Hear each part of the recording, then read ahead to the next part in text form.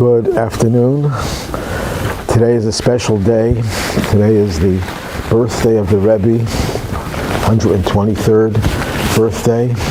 Rebbe was born in 1902, so it's 100 as a birthday. I hope you can hear me. A birthday is a day about which the Talmud says your mazel, which people translate as luck, but it has a deeper meaning. Your hidden resources are much stronger.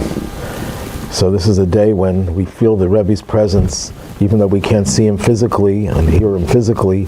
We know that his presence is as strong as it ever was, if not stronger.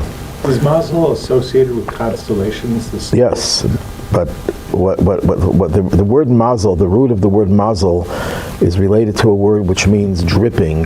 When something from high up, it drips downward. So that the people believed that your constellation, your stars, influence your life.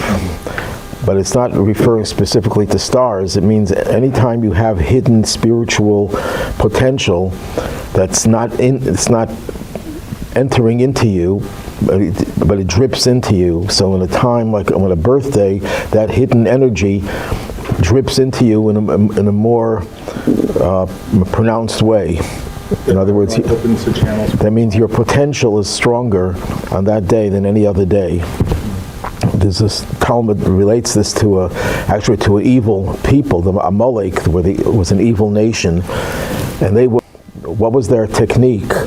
What was the strategy? They would find amongst all their soldiers, the soldiers whose birthday it was that day, and would send them to the battlefield. And because it was their birthday, they had more energy, more potential than any other day.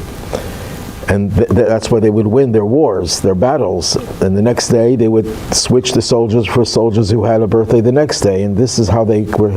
So from this, the Rebbe derives the idea that your birthday is a day when your potential is stronger than any other day. It's a day when you could really accomplish more, make good resolutions for the future.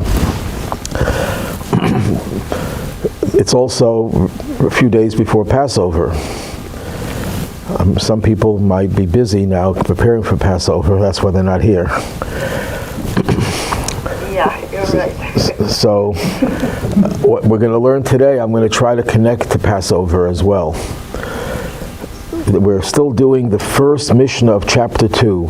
We're going to do the last part. This Mishna is divided into 4 parts. The first part was about how we should appreciate the beauty, the aesthetics of a mitzvah. That we should do a mitzvah in a way that it brings a sense of admiration from others even. Others, people look at you and say, look how beautiful it is, and you sense the beauty in it yourself. That's the first message. And that should motivate you to do a mitzvah, because every time you do a mitzvah, it's like a piece of art.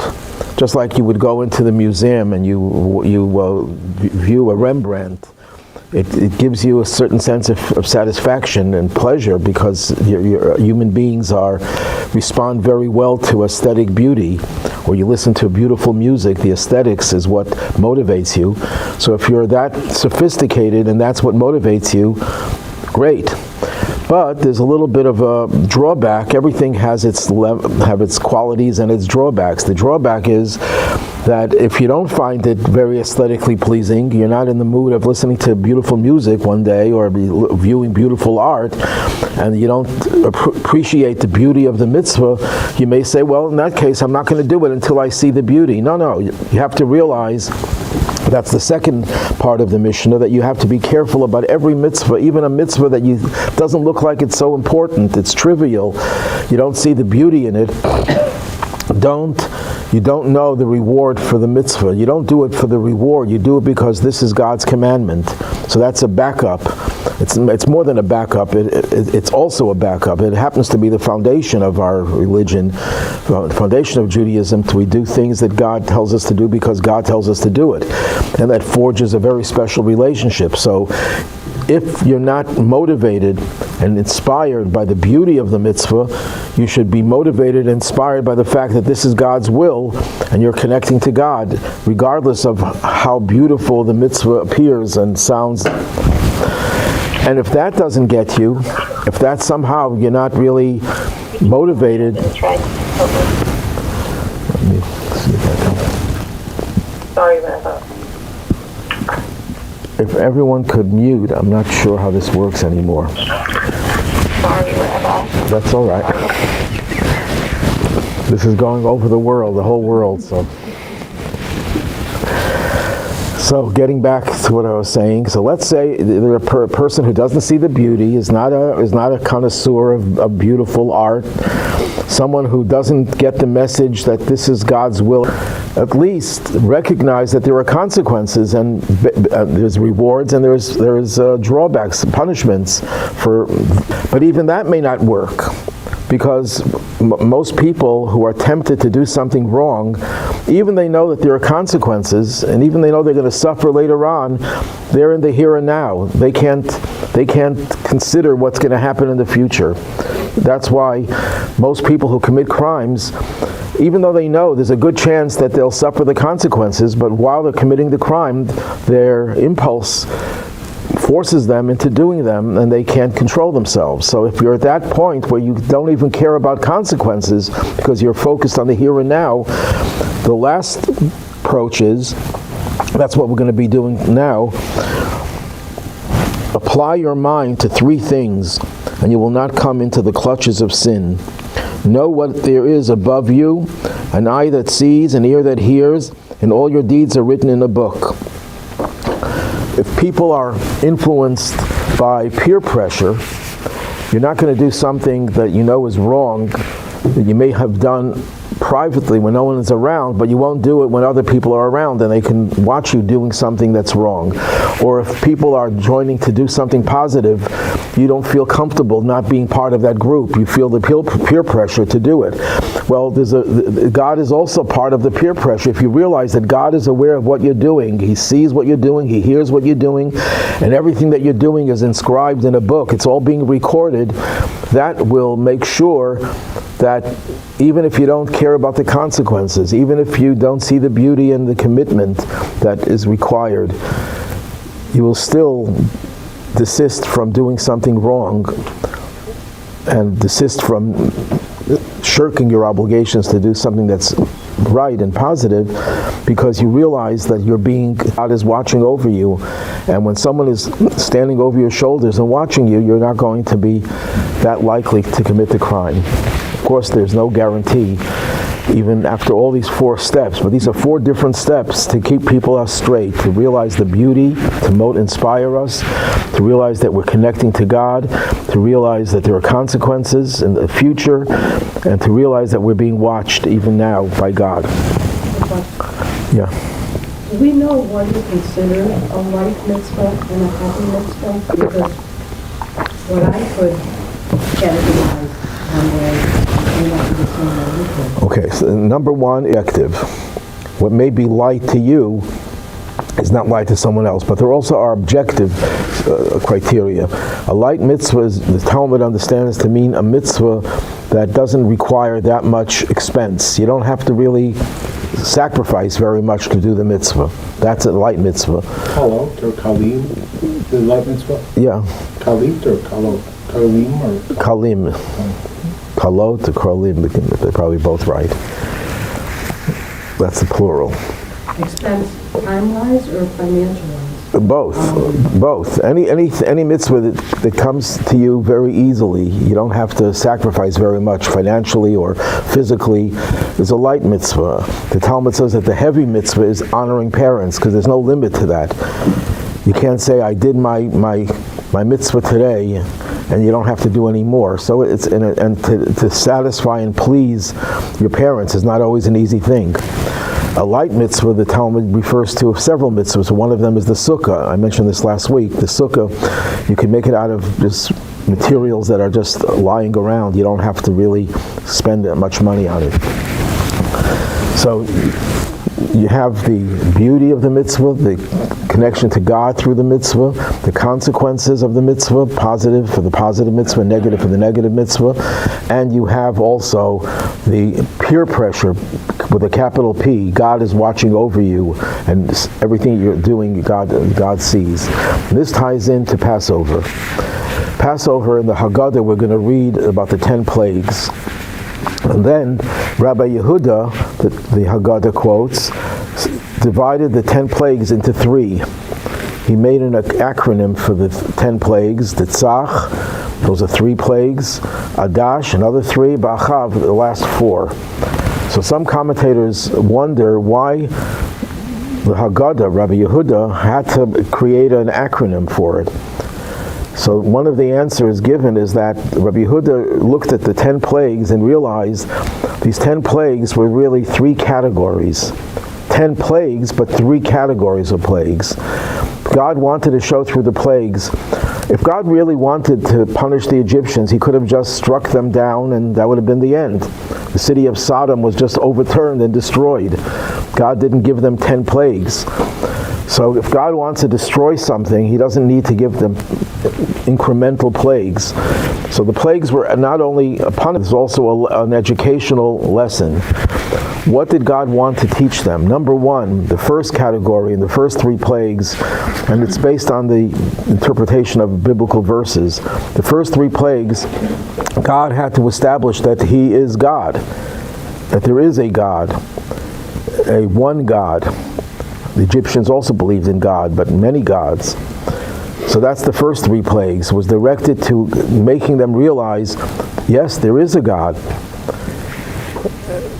The next 3 plagues was to establish that God knows what's going on, that God is aware of what's going on, because there was a belief amongst people, even people who were not idolaters, even people who believed in one God, that yes, God is the creator of heaven and earth, but God has more important things to do than to meddle in our affairs and to watch over us. God, they used an expression, left the earth. He created the world and he put it on automatic pilot, and the world is going on its own, and he's putting it in the hands of the constellations. That's what pagans used to believe, that the constellations, the sun and the moon and the stars have power, and they are like godlike figures, demigods. But we exiled God because through actions of man, right? Exile doesn't mean that God is not aware of what's going on. I mean, he's hidden. He's not. It means that we don't see him, that he's hidden from us because we don't see him. But it was due to man's own actions. Yes, that's true. That's true. So the second step is that God is aware of what's going on. He's watching over what happens in this world. He is involved. But the third plague is that God is actually capable of controlling and manipulating nature, that God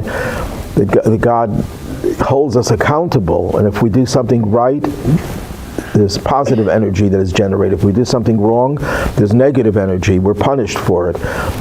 Some people could believe, yeah, God is all-knowing, for sure. We believe that God is all-powerful, all-knowing, omnipotent, but he doesn't care to reward us or punish us for what we do.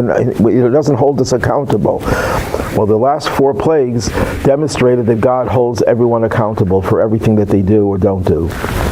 So those are the 3 things that are crucial for a person to understand, and that's what he's talking about over here also. When he says to reflect on 3 things, and you won't come to do the main point is that you have to recognize that there is a God who exists, who is aware of what we do, and holds us accountable. Is that measure for measure, that God rewards what with what? Measure for measure? Yeah, that's true. Now,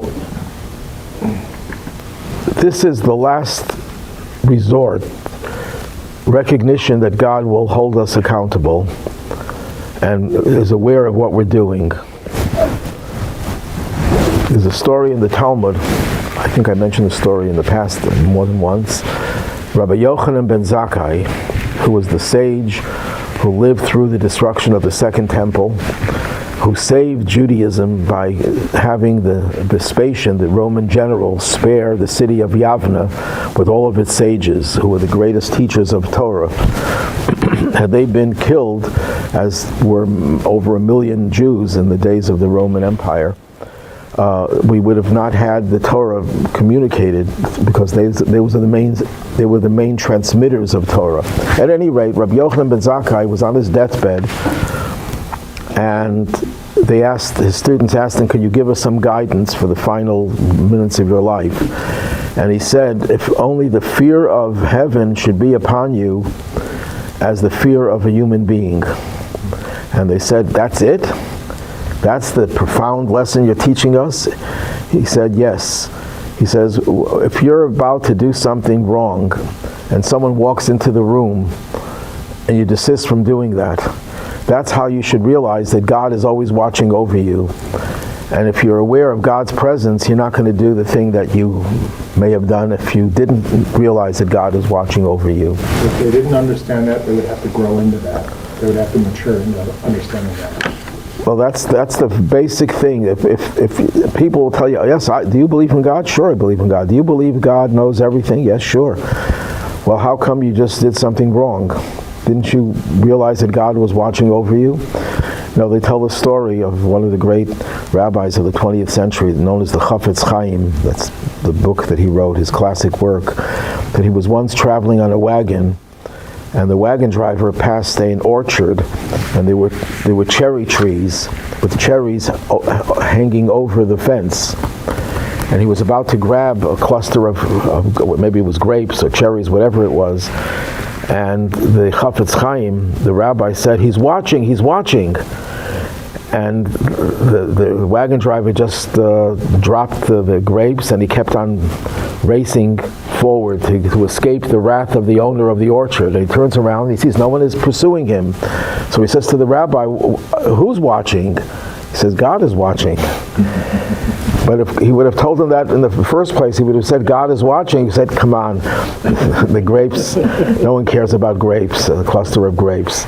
So that was the blessing Rabbi Yochanan ben Zakkai said, if only you are aware of God's presence, the way you're aware of the presence of other people in terms of you doing the right thing or not doing the wrong thing.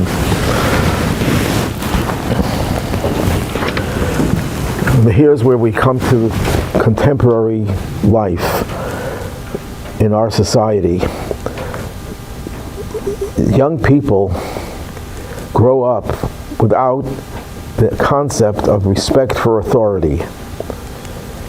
It's like the last thing that a young person who's ready to commit a crime thinks of is that there's a God out there that's watching you. And I always like to tell this story with my father, blessed memory. I told this dozens of times, but it was a very powerful story that my father shared with me about an experience he had.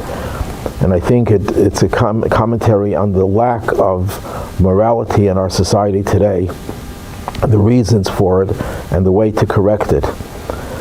He was walking home from shul Friday night, and on Shabbos we don't carry outside, and certainly not money. And he was accosted by a young lad. My father assumed that he was about 12, 13 years old, pointed a gun at my father and demanded his money. And of course he was threatening to kill with a gun.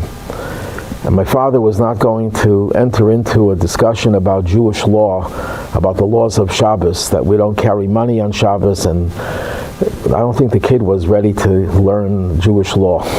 So my father says to the kid, "You're a good kid." And the kid says to my father, "No, Oz bad." So my father then says to him, "Do you have a minister?" And he said, "Yeah." He says, "What do you think your minister would think if he knew what you're doing right now?" And he put his head down in shame and turned around and walked away. So I learned a very powerful lesson, and my father did it instinctively. I don't think he was preparing himself. And just in case I'm accosted by a threatening young man, I'm going to ask him these two questions, or tell him you're a good kid and do you have a minister. I think it was my father's wisdom that allowed him to think of the right thing to say. But what my father was appealing to, number one, was the inner good that we all have. Even criminals have a core of goodness in them, we believe. And it's just so covered up that they don't allow it to operate within them. So my father wanted to appeal to that inner goodness, if he had any left, if he hadn't extinguished that little spark. And apparently the kid, by saying, no, I was bad, that proved that he had that little bit of goodness in him, because if you don't have that goodness, there's no good or bad. Everything is good. Or that he hung his head with a sign. But then that didn't clinch it. When my father appealed to his respect for authority, for a higher authority, which in his mind would be his minister, and he realized that he had some higher authority, and he felt, I can't do something that would conflict with my respect for this higher authority. And that's the problem with society today. And the reason why we have all the crime amongst the youth is because there is no sense of respect for authority. And the reason why there's no respect for authority is because kids don't get it at home. I'm generalizing, of course. And kids certainly don't get it in school. There's also no real examples, because in our culture we look at movie stars and people who have no... We have no true authority figures. Right. If a kid has to write down, if you tell a high school kid, write down the 10 people that you admire. It'll either be people who are in sports, who are great in sports, or people who are very wealthy. Not people who are known to be virtuous. Because there's no education, there's no moral education. You know, they used to have prayer in the public schools, and people were against it because of what they said was a conflict, separation of church and state.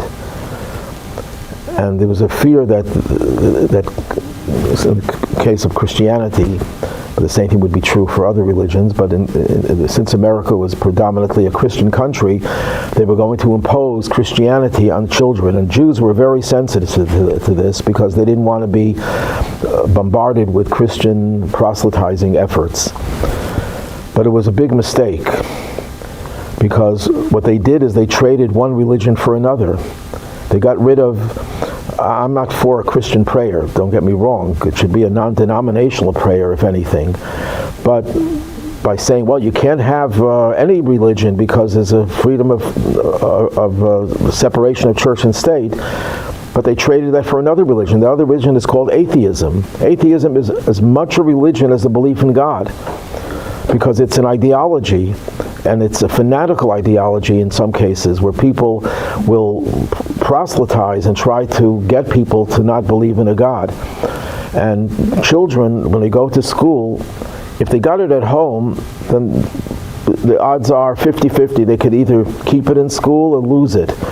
But if they don't get it at home and they don't get it in school, it's guaranteed that they're not going to have any sense of respect for a higher authority. And that would give them the opportunity to do whatever they want, because there's no one who I really respect. And when you don't have respect for a higher authority, you don't have respect for a lower authority either. They don't have respect for their parents. And again, I'm generalizing. Not everyone is in that category. And they don't have respect for their teachers.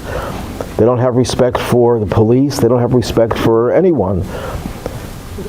So that's really the message over here, that you have to reflect on these three things to know what's above you. That's the general point. You should know there's some things, a higher authority above you. That's the fifth commandment. That's why the fifth commandment is so powerful, and why the Rebbe felt so strongly identified with orphans, part of orphans. They had no figure to link them to God.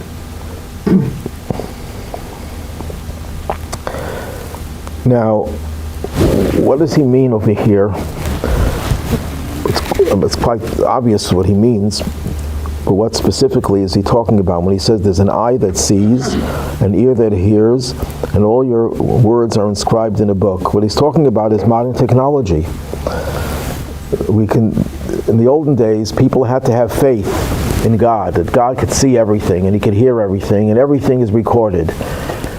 in the 17th or 18th century, that was a matter of faith. How could God see everything? A person couldn't fathom the idea that you could see everything and record everything and hear everything. But nowadays, we call that television, radio, internet, computers, AI. This is all, we could see everything happening in the whole world. We could hear what's going on, and everything that we say is recorded. There'll probably be a time, I'm not sure if it's going to be in a few years or maybe in 50 years, but you won't be able to hide what you said, even privately. They'll be able to have some machine that'll be able to pick up every word that you said that somehow impacted the environment. And people, just like we want to get rid of, we don't want to have garbage strewn all around the environment. There's a lot of garbage that comes out people's mouths that's floating all over the world. And one day we'll be able to pick it up. We'll be able to know what Columbus said when he came to America. Those words are not lost. Words are not lost. But if I said that 100 years ago, people would say, "Are you crazy? There's no such thing. That doesn't make any sense." No, it makes sense. Every word that we say is being recorded in a higher sphere, and you don't need faith for that anymore, because we can imagine that happening in the physical world as well. So that's the light that stretches from one end of time to the other. Other cultures in Hinduism and Buddhism are called the Akashic record. It's a record, a compendium on spirituality of all past, present, and future events. Right.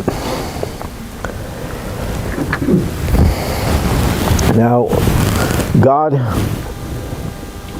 sees everything. What does that mean, God sees everything? And what does it mean to us? It means more than just we should be afraid of God because He sees what we're doing. It means that God has a certain way of seeing things, because God sees things through the prism of Torah. Torah is His telescope or microscope or his camera. He sees everything through the prism of Torah. We could also see things through the prism of Torah. God gave us the Torah, which gives us the ability to see things in a different way from the way people see things without the Torah. What do I mean by that? When we see things, we see them superficially. We don't necessarily see them in context. We don't know what's going on in the world when we see an event, because we don't know the context. We don't know what happened before. We don't know what's going to happen afterwards. We only see a frame. If you see a frame of a movie, you can't determine what the movie is about. It could be the opposite of what you think it is. People, when it comes to the experiences of life, only see certain frames. We don't have context. We don't see the breadth of anything in this world, and that includes the way we view a human being. We look at a human being and we see how they behave, and we say, "Oh, I know this human being." No, you don't know this human being, because you don't know what happens before, what happens later. You don't see the human being in context. You see only a very small slice of that human being, and that's true about everything that we are aware of. So God sees things in context. That's the breadth of knowledge, that through the Torah gives you context. But there's also subtext. Sometimes you look at something, even if you see the whole picture, you don't know what's beneath the surface. We only see things surface-wide. God sees things, not just the context of things, but He sees the subtext. He sees what's beneath the surface. But not only that, but God, there's three dimensions. There's breadth, depth, and length. What does length mean? Length means when you take an idea and you extend it to the next level, and it applies to every situation. Most things, most ideas, most human ideas apply only to a very specific situation and a special generation. Certain things are outdated. Ideas are outdated when things change in society. Many of the ideas and many of the laws have to change. Torah never changes. Torah goes through all the vicissitudes of life. In every situation, Torah has a message. That's the length of an idea. So Torah has us seeing things from three different perspectives: the breadth, the depth, and the length. That's why God's justice is so confusing to human beings, because it's metered out over centuries. So human life may think this is never taken care of, this is never addressed justly, but it's over the course of the multiplicity of lives in the longer scope of time. The justice, God's justice is metered out. Right. Now, Element of tshuva. So yes, tshuva, repentance, has the power to change the past. Yes, it has that power. And to negate any judgment.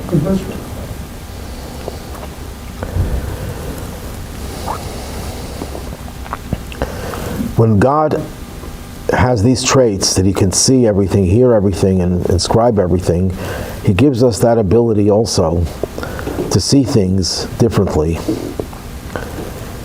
to see the good in everyone, to see the divinity in everything. He gives us the power to hear. That's through Torah. He gives us the power to hear. That's through prayer. Hearing is in the context of you can hear the other person's voice. It doesn't just mean it's audible, that it just entered into your brain, but it means you can sense the feeling of the other person. That's prayer. What does prayer do? Prayer is, the Torah does not actually use the terms, you shall pray. It's a commandment to pray, but it doesn't use the word pray. It uses the word, you shall serve God with your heart. Prayer is, although we vocalize the words, it's mostly there to cultivate feelings in a person. And when a person prays a lot and prays properly, they become a more sensitive person. Their ears are open to hear the pleas of others, the needs of others, because they're massaging their heart, they're massaging their emotions. So that's the ear that hears.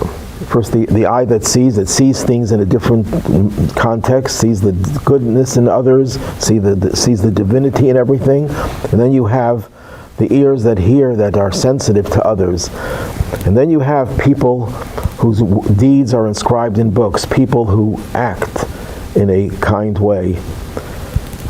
That's the three pillars upon which the world stands. Torah is vision, avoda, service, is emotion, heart, and acts of kindness is the book that has all of our deeds inscribed.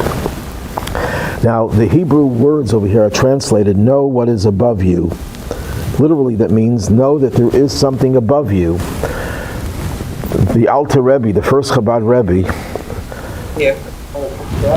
interpreted this a little differently.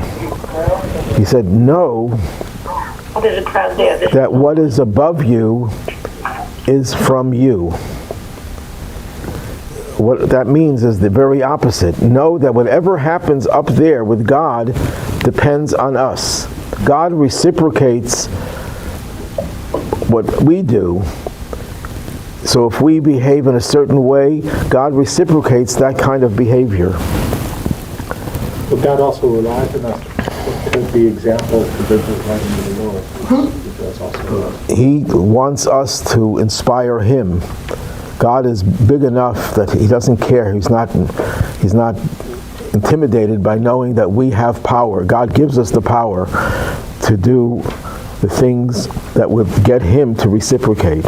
In other words, when we see the good in everyone, and we see the divine in the world, God opens His eyes to see us. Now, when I say to see us, means to see us in a way that He cares about us. When we open our ears to hear the sounds that emanate from Mount Sinai, the Talmud says every day there's a voice coming from Mount Sinai asking us to shape up. If we're sensitive to that, if we hear that, if we make an effort to hear that voice, then God hears us. If we act through good deeds and we write a book, our life is a book. Everything that we accomplish is another chapter in that book. If we write that book, then God writes His book. He plagiarizes us. He takes our book and He plagiarizes it and makes it his book. Another interpretation, Da malamayla mimach, know what is above you. Above could be something in terms of space. Someone who's on the second story is above. So to know there's someone who's above you spiritually, who's above you. And above could also be in time. Because all of existence is divided into three categories. There's space, time, and energy, or soul. So there can be above in terms of space. You go to the second story, it's above the first story. In time, events that happen before us. And in soul, those who are on a higher spiritual level. So one commentator interprets this to mean you should know what's above you. You have to know your history. What's above you in terms of time. Not just know that there's a God above you, but to know that there is something, there's a history. The Jewish people have a history. We cannot forget our history. You know, people have say that the only lesson we learn from history is that we never learn lessons from history. But that's not to say that that's the way it should remain. We always have to learn lessons from history. That's a negation of Torah itself. Torah wants us, in the book of Proverbs, it says, ask your father and he will tell you, and your elders and they will speak to you. In other words, we're obligated to go back in our history to recognize what happened to our people. But when we talk about going back to history, there's three things in history. There was an eye that saw. We used to have prophets. Prophecy, the Rebbe maintains, still exists, but not the same way it used to exist. We had prophets who were able to see things that we don't see. But every one of us could have a little bit of a glimmer of prophecy, to see things, to be receptive to the divine vision. Then there was a time when the prophecy was no longer strong, but then people were able to hear heavenly voices. Heavenly voices are real, but we're not sensitive anymore to them. So there was a period in the past when we had prophets. There's a period in the past when we had heavenly voices that we were able to hear. And then we had sages who transmitted the Torah and put their oral teachings in writing to preserve them. Wasn't it said that the Rebbe said that the time of your arrival is imminent? That was a moment of prophecy that God... Yes, yes.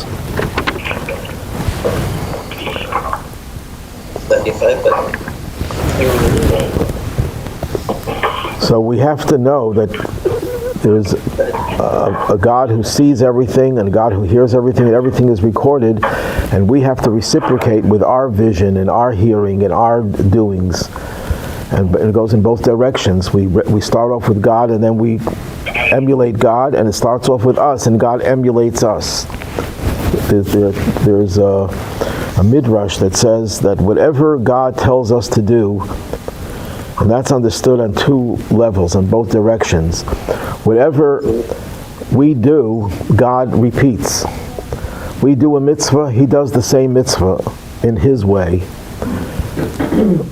But it also works the other direction. Everything that God does, He tells us to do.